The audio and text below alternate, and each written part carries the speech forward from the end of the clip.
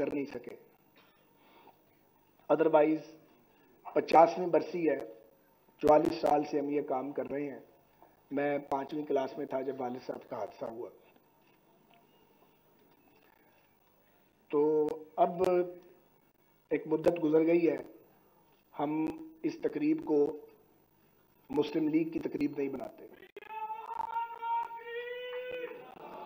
इस तकरीब को आरिफ साहब एक सेकंड खामोशी, आरिफ साहब खामोशी, बिल्कुल खामोशी। अभी कोई नारा नहीं लगेगा, मुझे बात करने दें। ये तकरीब मुस्लिम लीग नून की तकरीब हम नहीं बनाते। ये तकरीब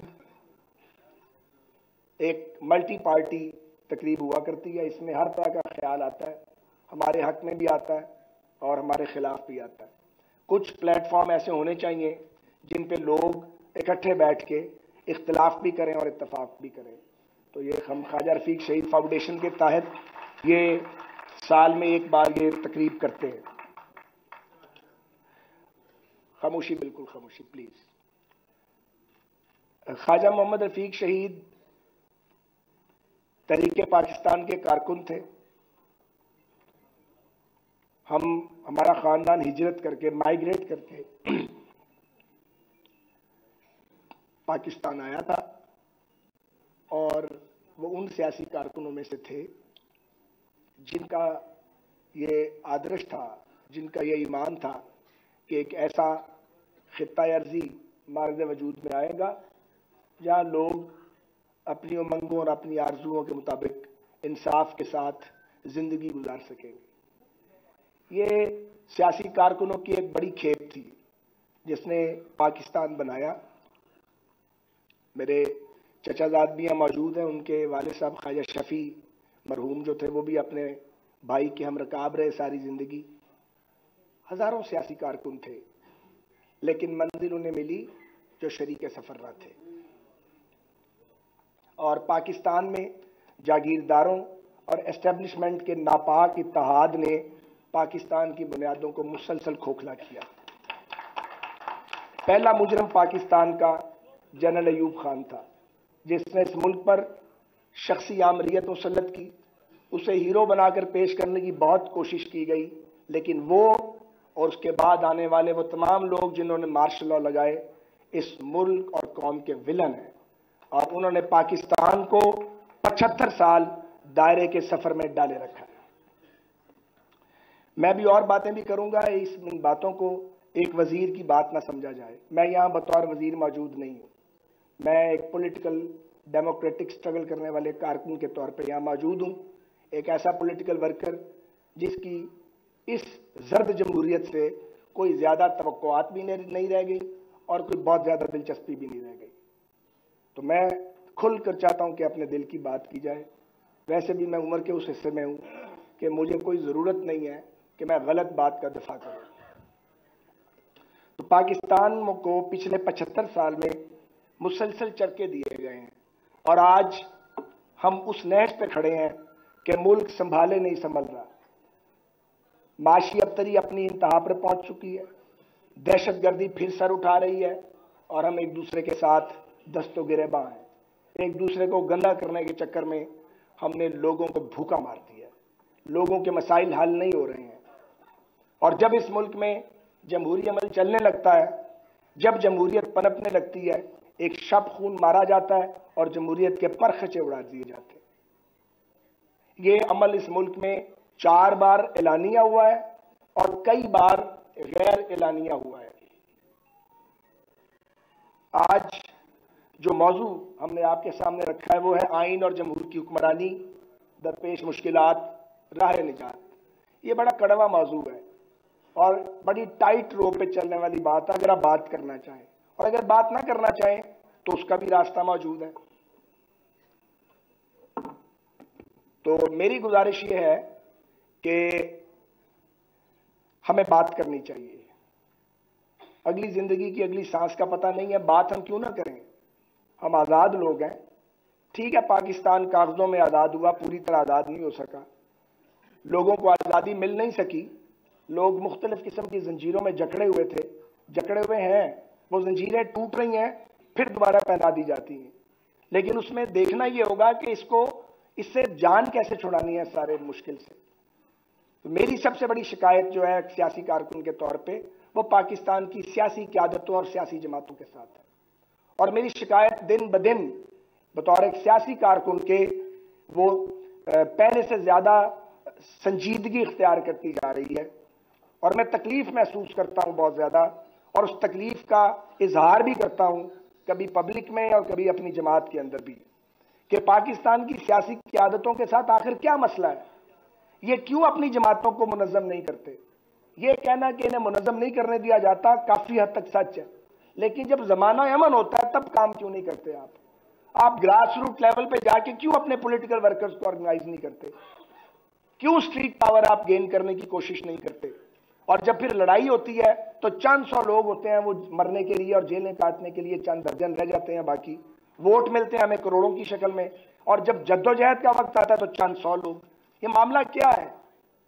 ये हम हर इल्जाम एस्टेब्लिशमेंट पर नहीं लगा सकते। जिन्होंने मार्शल लॉ लगाए उन पर तो वो इल्जाम नहीं है, वो तो जराइम है। उन जराइम को तो समंदर के पानी से भी नहीं धोया जा सकता, और वो हर शख्स अपने किए की सजा पाएगा। कुछ पा चुके हैं, कुछ पाएंगे आइंदा। वो तो बचत नहीं होगी ना इस दुनिया में ना अगले जहान में। ये कलमे के नाम पे बनने वाले इस मुल्क के साथ जो खिलवाड़ किया गया है, जिसने किया है, जिसका नाम मालूम है या जो पीछे रह के खिलवाड़ करता रहा, सब अपने अंजाम को पहुंचेंगे, बच नहीं सकते। ये तो पॉसिबल ही नहीं है। लेकिन मेरा जो सवाल है वो पाकिस्तान की तमाम सियासी जमातों के साथ है कि इनके साथ मसला क्या है, कितनी इन्होंने ठोकरें खानी है, कितने तजर्बात और करने हैं इन्होंने। एक अवेलेबल होता है, वो बात समझता है तो दूसरा कंधा पेश कर देता है, दूसरा बात समझता है तो एक और पैदा हो जाता है लाडला, वो अपना कंधा पेश कर देता है। फिर हम एक दूसरे को खूब गालियां देते हैं, घूंसे मारते हैं, एक दूसरे को अड़ंगे देते हैं। अब एक महात्मा का दौर था, वो महात्मा जो है वो टूट रहा है, वो उसने गिर जाना है महात्मा ने टूट के, क्योंकि जब महात्मा बनाना आता है तो महात्मा तोड़ना भी आता है। महात्मा टूटेगा क्योंकि वो महात्मा नहीं था। लेकिन अब ये पाकिस्तान की सियासी जमातों का काम है। किसी एक सियासी जमात ने अपने अंदर जमहूरी अमल जो है उसको जिंदा और तबिंदा नहीं रखा जैसा रहना चाहिए। इख्तलाफ होता है, हम बड़ी बड़ी सख्त बात करते हैं अपनी जमातों में, सुना भी जाता है, लेकिन जो मायार चाहिए वो मायार नहीं है। फिर नजरिया जरूरत वाले जजीज हैं, वो 4 जाते हैं 2 और आ जाते हैं, उनसे भी जान नहीं छूटती है। ऐसे ऐसे फैसले आते हैं कि इंसान सर पकड़ के बैठ जाता है। ऐसे ऐसे फैसले आते हैं जो मुल्क को अरबों डॉलर का टीका लग जाता है, उन्हें कोई नहीं पूछता। वो पवित्र है, उन्हें पूछा ही नहीं जा सकता, तौहीन लग जाएगी आपके ऊपर।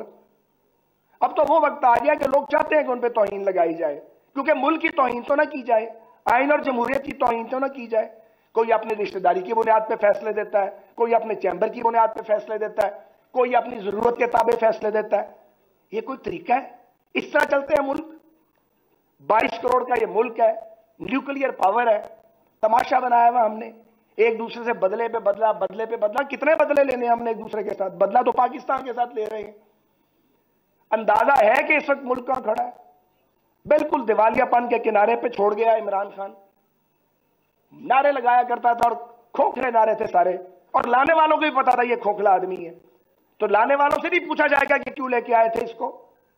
इमरान खान को तो पूछा ही जाएगा, उनको भी तो पूछा जाएगा जिन्होंने फैसले दिए अदालतों में बैठ के, जो प्रोजेक्ट इमरान को तख्लीक कर रहे थे, नया पाकिस्तान बनाने चले थे। जी आपका क्या काम, आप नया पाकिस्तान बनाए? पाकिस्तान किधर जाएगा ये फैसला हमने करना कि आपने करना था? हमने करना था, जो लोगों के अंदर रहते हैं। फैसले कोई और कर रहा था। कभी आरटीएस के जरिए नताइज बदले गए, हल्के तोड़े गए, हमारी क़यादतों को हमें चोर बना के पेश किया गया। हम अपने घर छोड़ आए पार, हम हाजिर होके आए, सब कुछ छोड़ आए। अच्छे खासे खाते पीते लोग थे हमें से बहुत सारे, यहां आके हाथों पांवों से काम करना पड़ा। हम गद्दार हो सकते हैं जिन्होंने ये मुल्क बनाया है? तो फैसला तो हमने करना था कि पाकिस्तान किधर जाएगा। फैसला कोई और करता रहा यहां पे। ये कबूल नहीं है, बिल्कुल भी ये नाकाबिले कबूल है। और अफसोस है और तुफ है इमरान खान तुम्हारे ऊपर, तुफ है तुम पे, कि जो बात मियां नवाज शरीफ को समझ आ गई, जो पीपल्स पार्टी को समझ आ गई, तुम्हें समझ क्यों नहीं आई? चलो तुमने एक बार वारदात कर ली, एक बार तो सबों ने वारदात की, तुम फिर वारदात करना चाहते हो, तुम फिर आवाजें दे रहे हो कि मुझे लाओ और तख्त पे बिठा दो। कितने इमैच्योर आदमी हो तुम, कितने सतही शख्स हो तुम, कितना अफसोस है। क्या मैं आपको समझता था और क्या आप निकले हैं, कितना ताल्लुक था आपके साथ, क्या किया आपने। ये नया पाकिस्तान है, ये रियासत मदीना बनाई थी आपने। झूठी झूठ, झूठी झूठ, झूठी झूठ, गंद ही गंद। इतना गंद तो कभी किसी ने नहीं डाला जितना खान साहब आपने डाल दिया। और शर्म अभी भी नहीं आ रही। अब असेंबलियां तोड़वाने चले आप, फिर तोड़वा भी नहीं सकते। तोड़ो केपी की असेंबली, क्यों नहीं तोड़ते? हिम्मत है, नहीं तोड़ सकते। तो ये भड़कें क्यों लगाते हैं? जो भी भड़क लगाएगा, वो मैं हूं, वो इमरान खान हो या कोई और हो, वो इस मुल्क का मुस्तकबिल नहीं हो सकता। भड़कबाजों का काम ही नहीं है ये। तो मैं आज के दिन ये कहना चाहता हूं कि अगर जान छुड़ानी है इस अजाब से, जो अजाब बार बार आ जाता है पाकिस्तान पे, कभी किसी शक्ल में कभी किसी शक्ल में, तो फिर सियासी जमातें मेहरबानी करके रहम करें, अपने अंदर इलेक्शन करवाएं, इलेक्शनों के जरिए क़यादत के फैसले करें। एक लीडर जो है, कोई एक लीडर जिसके पीछे लोग चलते हैं, वो कैसे अगले कुल हो सकता है? मुझे बताएं, कैसे अगले कुल हो सकता है? गलत फैसले करते हैं हम टिकटों के, कोई निजाम ही नहीं है सियासत में, नीचे से रिकमेंडेशन ही नहीं आती है। वो वैसे ही एमपी एमएलए आ जाते हैं, वो आके टामक टोलियां मारते हैं, मुश्किल टाइम पे साथ खड़े नहीं होते। कितनी बार ये तजर्बा करना है? अब बस हो गई है यार। जवान जो जहान थे, टीनेजर थे जब आए थे, मैं 60 साल क्रॉस कर गया हूं, अभी भी नहीं बोलना तो कब बोलना? कब्र में जाके बोलेंगे, बोलना पड़ेगा।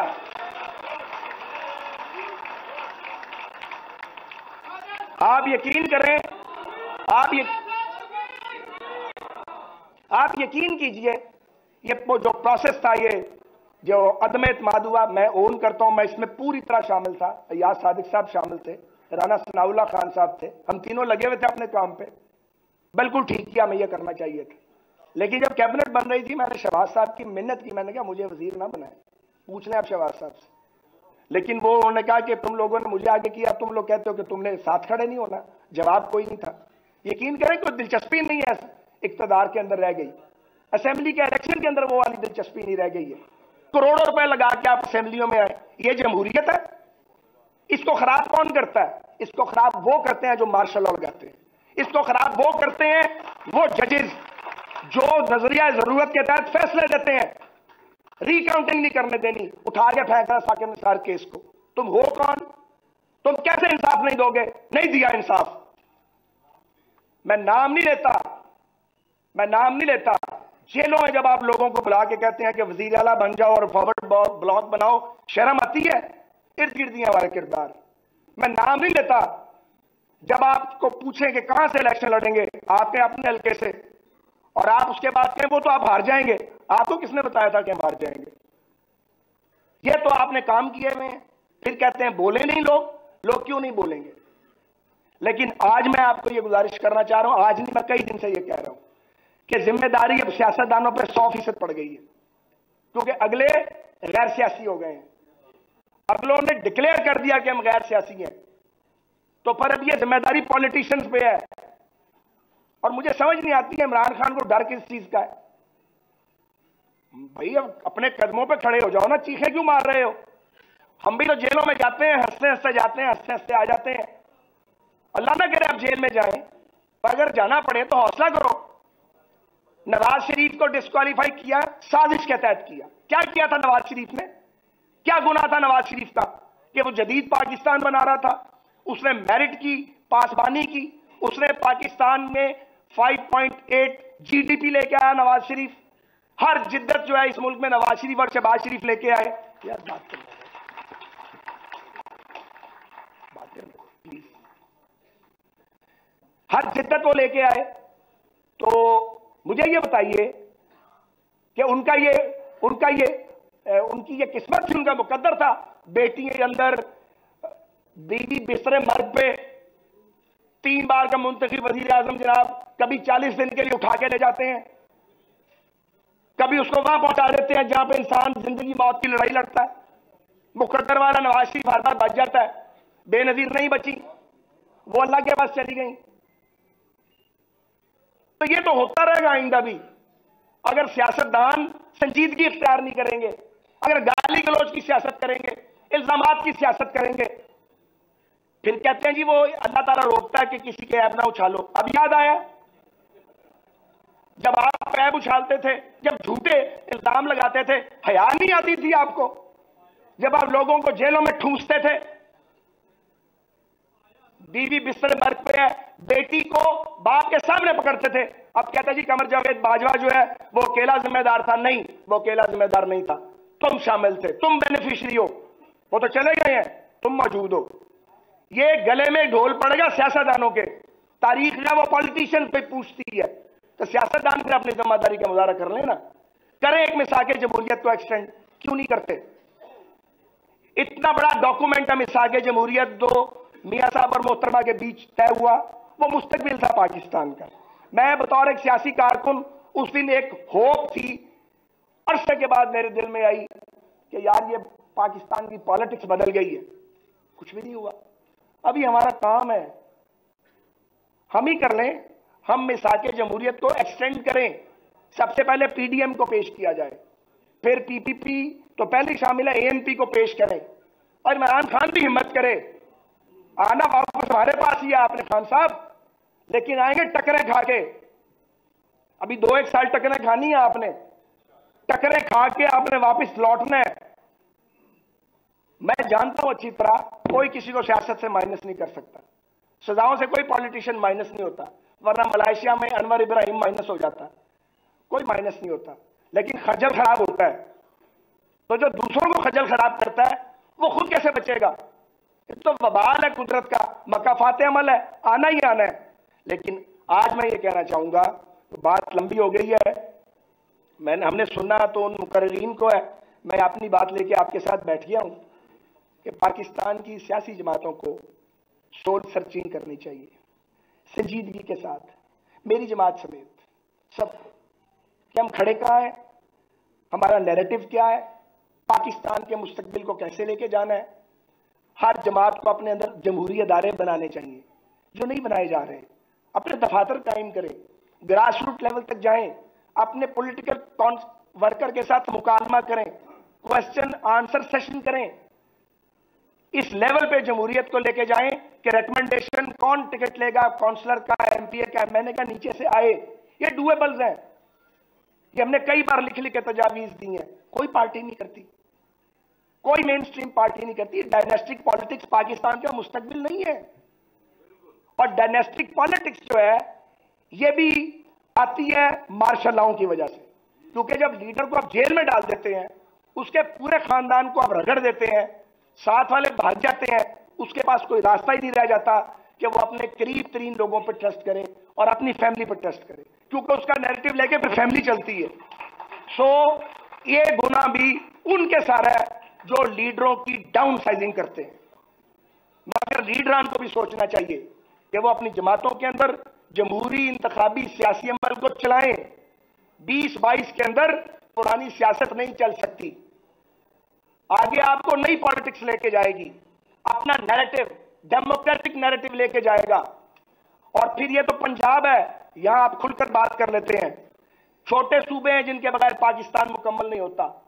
ये बड़ी खुशबख्ती है कि पीडीएम मौजूद है, ये बड़ी खुशबख्ती है कि एक इत्तेहादी हुकूमत बनी है, तकरीबन कौमी हुकूमत है एक पार्टी को निकाल के, ये बहुत बड़ी बात है। इसका बज़ाहिर शायद पता ना लग रहा हो फायदा, इसका बड़ा फायदा है। जब कोई डिसीजन होता है फिर वो 1 या 2 जमातें नहीं करती, हम सब मिलकर करते हैं। इमरान खान साहब लड़ाई रखें आप, आखिरी बात, जरूर लड़ें, अपना नैरेटिव भी बनाएं, हम भी आपसे लड़ेंगे, हम अपने नैरेटिव के साथ लड़ेंगे, लेकिन जमहूरियत और सियासत की रेड लाइंस को क्रॉस ना करें। आप खुद भी खराब होंगे, सियासी अमल को भी खराब करेंगे, आप मुसलसल जमहूरियत को खोखला करते चले आ रहे हैं। आप बाज आ जाएं और अकल का इस्तेमाल करें, अना जिद और हक धर्मी से रास्ता नहीं बन सकता। और आप सबको चोर कहते रहेंगे, आपको कोई साध नहीं कहेगा, लोग आपको डाकू कहेंगे। तो मैं ये कहता हूं कि मैं इस वक्त इल्जाम के काम पे नहीं जाना चाहता, ब्लेम गेम पे, ना मैं तोशा खाना पे बात करना चाहता हूं, ना फॉरेन फंडिंग पे, उसकी डिटेल में नहीं जाना चाहता। मैं आज के दिन यही कहना चाहता हूं, सियासी जमातों को जमहूरी अमल तेज करना पड़ेगा, सियासी कुव्वतों को एक दूसरे से बात करनी पड़ेगी और बुनियाद बनेगी उसकी मिसाक जमहूरियत, जिसकी बुनियाद रखी थी नवाज शरीफ साहब ने और मोहतरमा बेनजीर भुट्टो ने, और मिसाक मईशत जिसकी पेशकश की थी शहबाज शरीफ साहब ने और उसका मजाक उड़ाया गया था। आज भी रास्ता वही है, मिसाक जमहूरियत और मिसाक मईशत का।